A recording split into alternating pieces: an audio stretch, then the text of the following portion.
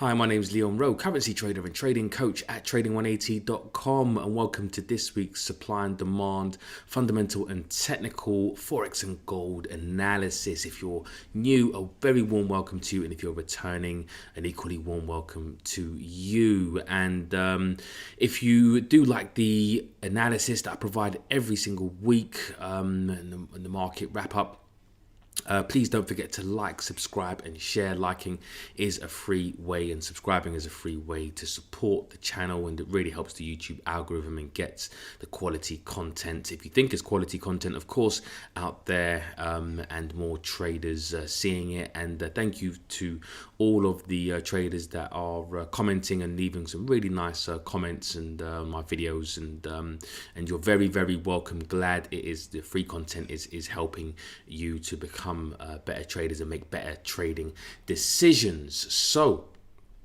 getting into really this week's analysis as far as the fundamentals and the technicals, because that's how we really make the best decisions in trading. Technical analysis alone, for me and for many other traders, is really not enough. The banks trade fundamental analysis, so why shouldn't we trade fundamental analysis, right? And we're going to get into really the main pairs, which starting off is going to be the Dow Jones dollar index, the DXY.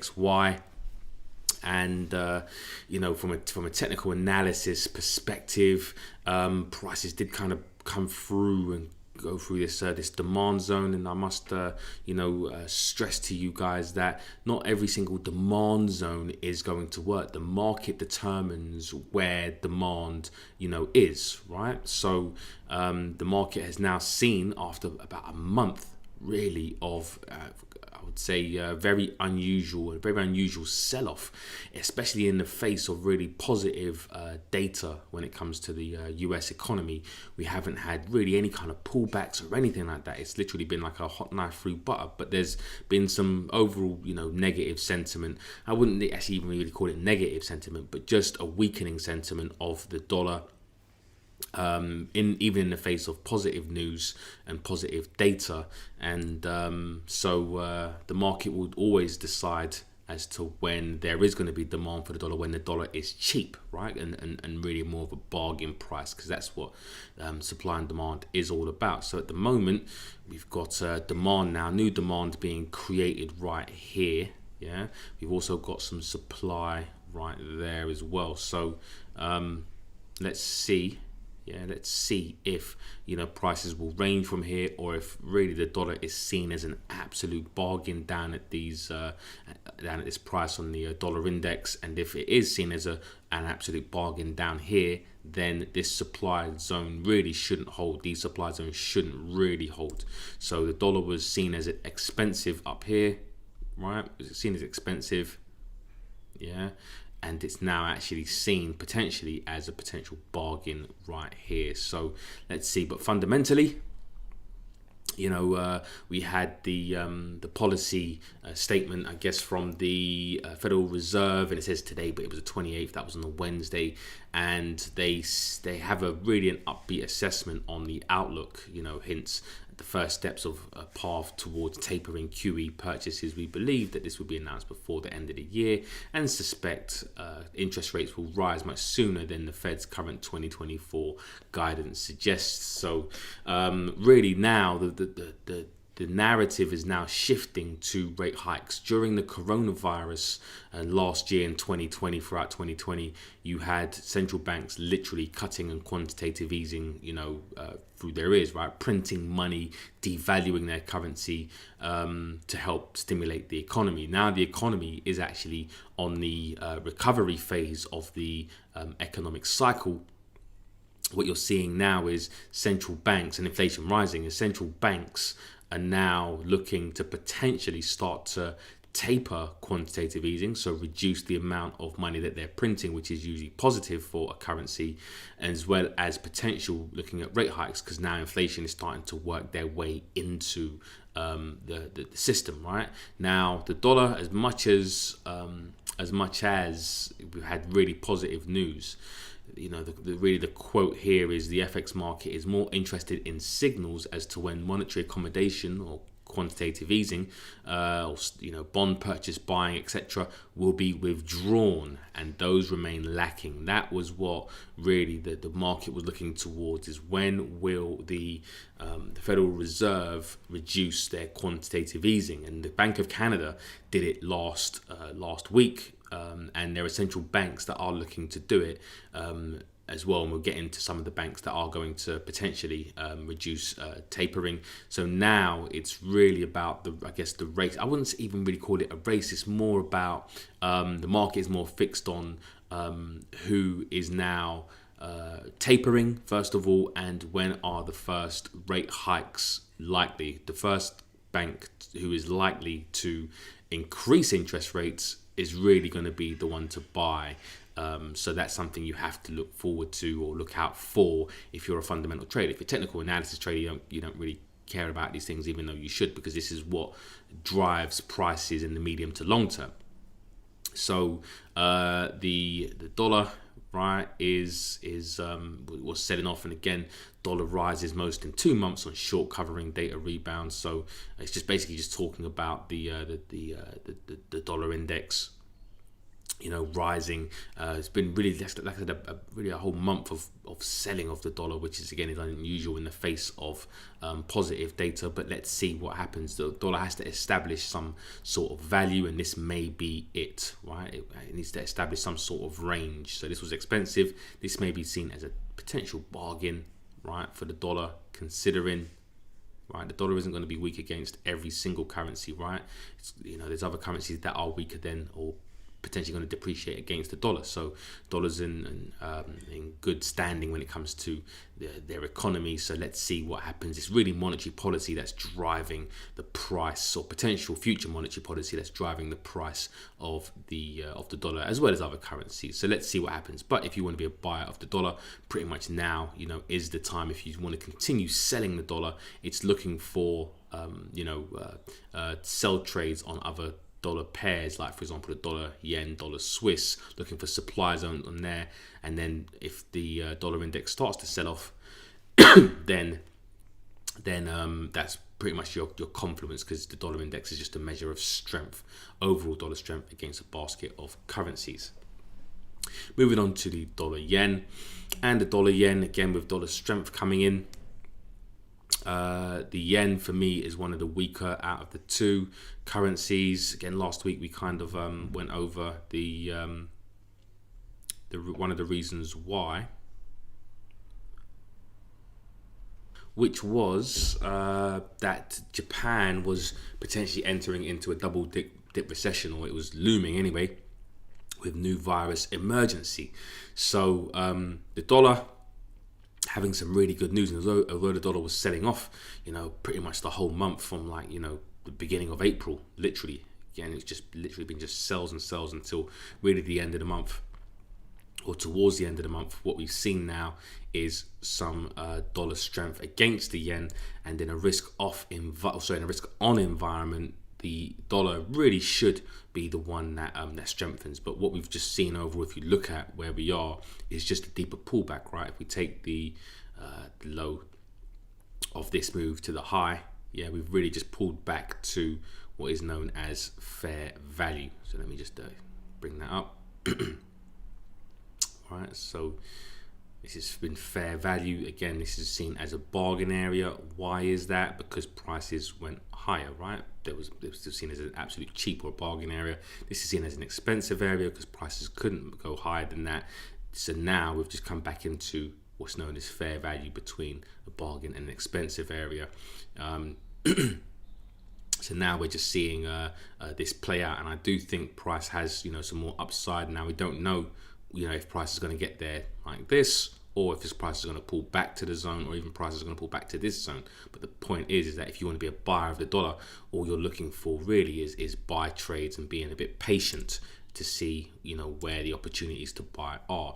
If you're looking for any kind of sell trades and you think the Japanese yen to strengthen against the dollar for any reason, then this is going to be a really nice technical zone. But technicals really don't are not the reasons why prices will move. There is also a really nice confluence here technically, where you've got a bit of support and resistance there.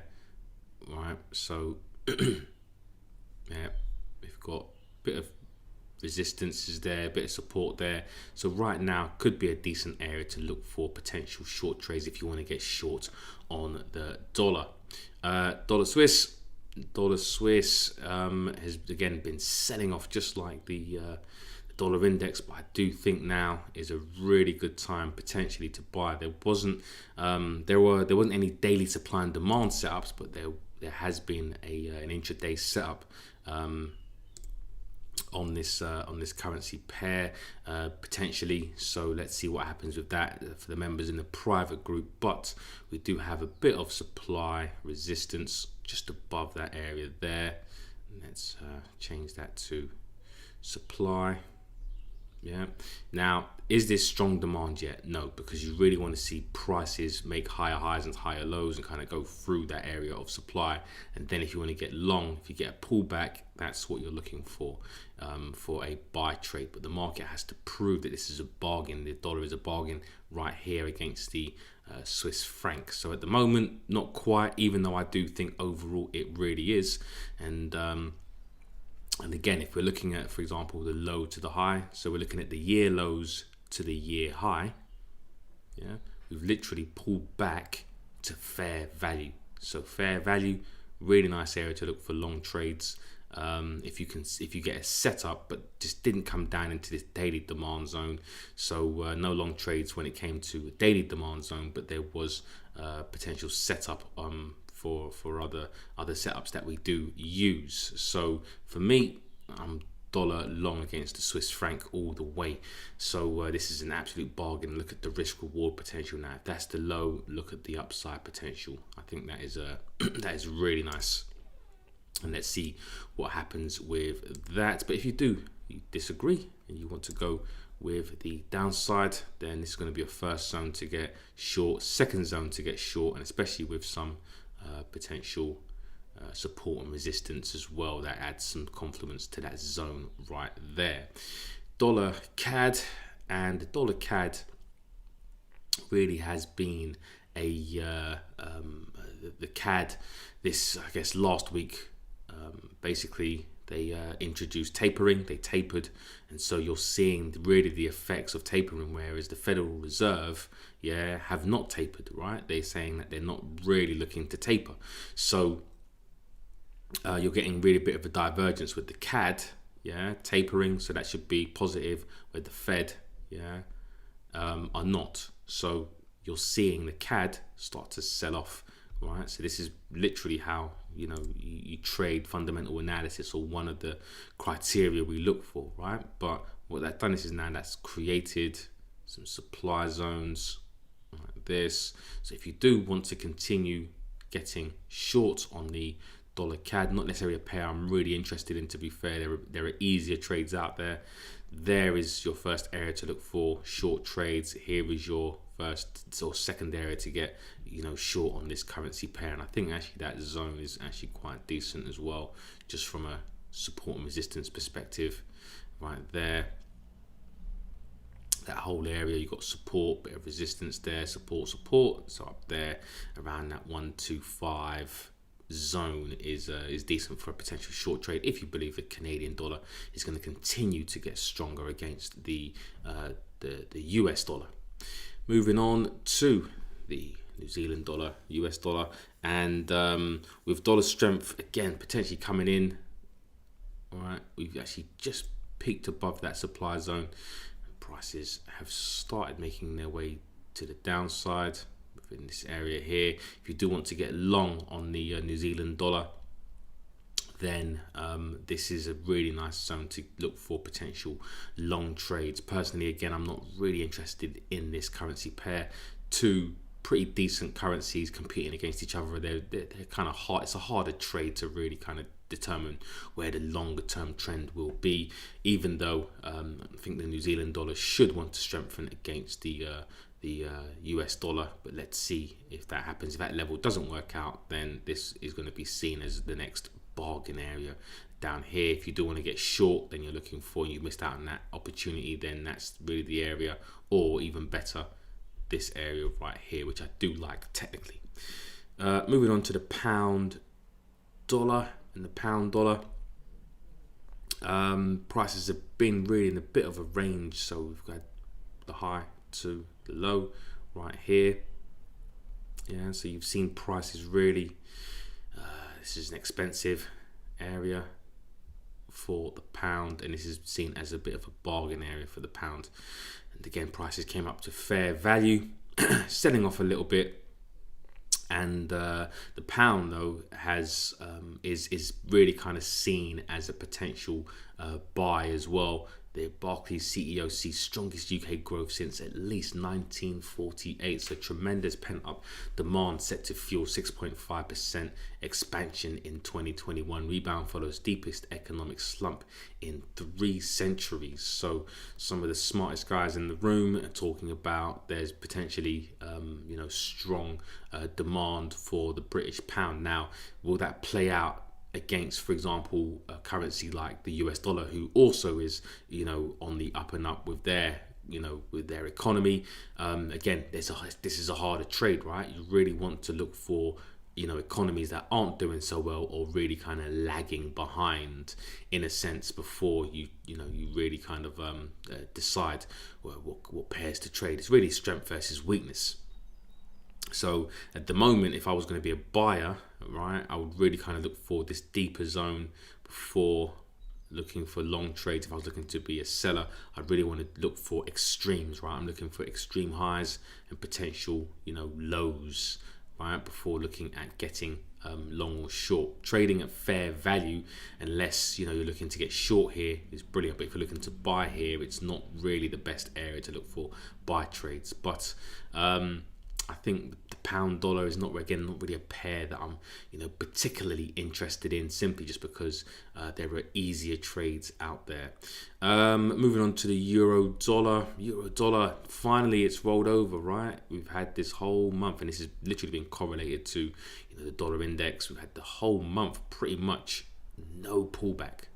Again, very, very unusual when it comes to trading, because you at least get some pullback, right? Whenever even in a downtrend, you're getting pullbacks. Downtrend, you're getting pullbacks. Yeah, you're getting pullbacks of maybe a couple of hundred pips. The pullbacks on this, right, have literally been non-existent. So if you consider that a pullback, that's like 40, 50 pips. Yeah. So if you're trying to get short from the high to the low, you only really had like 60 pips of movement, 60 pips there, 50 pips there. I think this is probably the deeper pullback, or the deepest pullback of the month, which is 86 pips. You've got 60 pips here, and then finally you've now got 130 pips. So if you were getting short, finally you've had enough price movement to the downside to potentially make some money. Whereas if you were looking at, for example, trading the opposite way, on the dollar, let's say for example you were looking to buy the dollar, look at the pullbacks. You've had at least 136 pips here. You've had at least 217. You've had another 219. You had 154 pips. You've had pullbacks, even if you were trading against the trend. Opportunities to make money. Whereas if you were trading short in this, you wouldn't really have had that much opportunity, unfortunately, for the month of April. If you were buying the dollar and selling the euro. Now the euro has been a bit of a strange one, simply because they are lagging behind, but the expectation for the euro is for the euro to start to catch up, right? It's a lagging, I guess, with the euro lagging behind its future expectation of growth. Yeah. So let's have a look at the fundamentals. So basically, Eurozone vaccine delays mean double dip recession as US booms. So what happened recently was the Eurozone did go into a technical recession, which is 2 negative quarters of growth. But the market actually is looking past that. Because what they're looking at is they're saying that Western Europe's vaccine records raise hopes of that the worst is over. So Germany and Italy report all-time highs in daily inoculations, and EU vaccine supplies are due to quadruple in the second quarter. So the market really was a bit bit forward thinking, maybe getting ahead of itself, and thinking that the euro was supposed to strengthen, in April, when it really didn't because of the vaccine rollout. And again, just a bit of commentary. Eurozone in recession, more reaction. And it says, although Europe has lagged behind this year, economist Bert Colligin of ING is confident it will start to recover in the current quarter. So what does that all mean? What that means is that the euro, if the economy does start to recover, then we should see a higher euro, even in the face of the dollar being quite strong. What is happening, and what the banks are really pricing in, is a higher euro dollar. Some of the banks anyway, not everyone is obviously doing that, but there's some prominent banks like Goldman Sachs, for example, that are saying that within the next 2 to 3 months, you should see at least a 124, 125 euro dollar exchange rate. But that is again dependent upon the euro really getting its act into gear. But let's see what happens. If you are going long, then your first area to go long and buy the euro is going to be here, as we've seen. I'm going to delete this supply zone, and I'm going to draw the supply zone probably around here. It's not necessarily the strongest area of supply, but it is there. And if you want to be, long dollar and short euro, then that's what you're looking for. So any kind of buy trades right now, potentially to the upside, if you're looking to buy the euro, and if that area doesn't work, then you're looking for that area there and that area there. I think there should be probably a deeper pullback. Again, if we're looking at understanding where value is at the moment. So this is probably expensive for the euro at the moment. This is definitely seen as a bargain for the euro. I think price could probably come down to this 1.19 fair value area, or maybe even just below that zone there. A bit of a pullback, as the longer prices go higher without pulling back, the deeper the pullback will be. So I think, in fact, maybe the 119 area, if you are short here, maybe a decent target. And if you're looking to buy the euro, I do think the 119 area is quite nice for a potential buy. You've also got some confluence in there as well with regards to some support and resistance. So it is an area that has been traded in the past, so decent. I think that area really is decent for a potential profit taking, as well as just buying at potential below fair value if you're looking to buy the euro versus the dollar. Euro yen, and last week I did say I was looking to buy this currency pair. I was really waiting for a bit of a stop hunt below this level, and maybe a bit of a prices to come down into this demand zone. I really wanted prices to come down deeper into that, but as we saw this week, it just flew off, right? Flew away. So there's definitely no supply here. And the reason why I was long euro yen is because, and I've been saying this to the guys in the private group for the past couple of weeks, is because with the expectation that Europe should get its act together soon and start to grow, with the Japanese yen again lagging behind, being the worst of the two. I think now any kind of demand zones, any long trades is going to be buying opportunities. So we didn't quite get any kind of setup to the downside where we could have been buying the euro for a bit cheaper.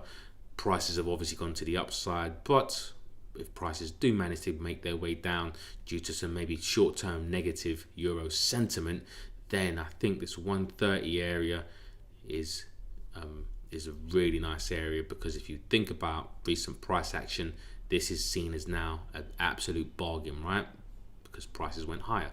Lots of traders buying in this zone. This is now seen as potentially expensive. Not too sure yet, but if prices start to come back down into this area, that's the first bargain area that we want to look for buy trades. And this is what supply and demand is all about. Forget this rally-based drop-based rally, because it doesn't really tell you anything about value and understanding where bargains are. Yeah, it's understanding where the bargain is on a daily time frame chart. Yeah, looking for where the big money are looking to trade. So I think a move back down to this 130 area, I think, is going to be brilliant. If you do want to get short, I'm not really too keen on shorts from areas that were produced 2 years ago, unless it was really I was really kind of fundamentally short on that. But even then, I really want to see proof of value before looking at getting long. So I'm not going to draw any kind of supply zones there. I do think we're in a buying opportunity when it comes to the euro, and especially when we need to see the data support the narrative as well. Australian dollar, US dollar. So again, two really kind of competing currencies, and when you get two competing currencies of equal strength in a sense, you will get ranging markets, right? You get this choppy market because nothing but good news for the US dollar, but also as well the Australian dollar does have a lot of strength and good macroeconomic data. So let's see what happens in the short term. Again, if you want to get short on this, really this was the area to look for short trades. I was saying from last week, if you were looking for buy trades, I think a pullback to that 75 would be a really nice zone. I'm trying to just think to myself, I think that's probably the area. Or if you do want to get long here, because we were reading a report earlier this week, or was it yesterday? I think it was yesterday. I had a private mentoring session with the guys, and there is a bank that thinks that in fact we are potentially in the undervalued price zone when it comes to the Aussie dollar. So we could see price just kind of maybe pull back and from a shallow perspective, and then continue up to the 80 cent level. This is seen as actually a really nice target for some financial institutions. But again, it's more of a harder trade because the dollar and the US dollar and the Australian dollar are competing in a sense that they're not diverging. But again, those are your options if you do want to get long short. I do think that this area for a short trade technically is really, really nice also. But again, it depends on the fundamentals. Aussie yen, and again, I've been saying it's pretty much for months and months now, ever since last year. I think October, November, around here, saying to the guys in the group, go long risk on currencies, commodity currencies, and go short on risk off currencies. So you've pretty much seen what's been happening, and again, it's just understanding where we should be buying, right? So buying at demand zones. Demand zone prices came down, prices go up, and prices don't go up forever, right? You're going to have weeks, potentially days or weeks of pullbacks, and even months of pullbacks, right? But the point being is that if you're looking at the bigger picture, you understand where the bargain is. That's all we're looking to do, is understanding where the bargains are. So for me, any pullbacks into areas of demand are buying opportunities. This may not be so much because it's touched once, twice. I'd rather wait for a level that's been touched, maybe that hasn't been touched, or maybe touched once. So I think a deeper pullback to 82.50s, I think are really nice buying opportunities, and anything below that would be even better for me as for a long trade. But who knows whether we can get down there. If not, if prices make higher highs and maybe break through that supply zone, then I'm looking for a pullback into that demand zone. If there is a shift in sentiment, for example, there is, or any kind of economic news around the Australian dollar, because this is seen as quite an expensive area, or could be seen as quite an expensive area from the central banks. And central banks actually don't want an expensive currency. They want a cheaper currency or devalued currency. Then we could see some pullback. But again, pullbacks are just opportunities to buy a currency that you want to buy for cheaper, right? That's how it should be looked or viewed. And finally, looking at the gold, again, has probably benefited from some dollar weakness this month. Pretty much it has, but the question is, why is gold going to go higher, or why should gold go lower? Again, gold is driven by more of its safe haven status, and at the moment we're seeing a lot of risk on, in the market. Lots of global growth, central bank hikes, for example. The one thing that gold has got going for it is potential, rising inflation. So inflation meaning devaluation of a currency. So if inflation does get out of hand, yeah, then gold potentially would be, you know, a potential buy as well. But at the moment, it's a bit of a difficult read for gold, and looking at where gold may go in the short term, even the medium to long term. We will have our views on inflation, but it depends on whether you know, that is going to play out. Last year, for example, it was very clear, right, from last year, where the coronavirus you know, started in March, in February, March, and when the central bank was really kind of cutting interest rates and introducing quantitative easing. That was an easy trade, right? Made some money on silver. I think I did about a 55, 60 to 1 type trade on silver last year. Took some profit, took all my profit, matter of fact, this year in February and beginning of March. But now, when we've had now the dollar start to you know, strengthen, global reflation, and things are looking a lot better. Gold, I think, is more of a difficult trade to read, in, you know, to try and find out where it may want to go in the medium to long term. So for me, it's not really something I'm looking at. But if you do look at gold and you want to look for a trade somewhere, I'd probably say somewhere around the lows or any of these demand zones. Keep an eye as well on inflation and risk off sentiment, safe haven status as well. The stock market, if the stock market starts to sell off, and when I say sell off, I'm talking about maybe 1 or 2 days of a bearish candles, or even a week. You need to see the narrative. The narrative has to be there. Why is the stock market selling off? If there are fears and money's moving out of the stock market and into gold, bonds, then fine, that's the time to really buy safe haven assets. But if stocks start to sell off, it could just be profit taking, right? You don't know. Just because money's moving out of stocks and there's profit taking doesn't mean it's moving into gold and moving into government treasury bonds, does it? It just means that, you know, it might be moving into cash, for example. So so gold for me is a bit of a tricky one.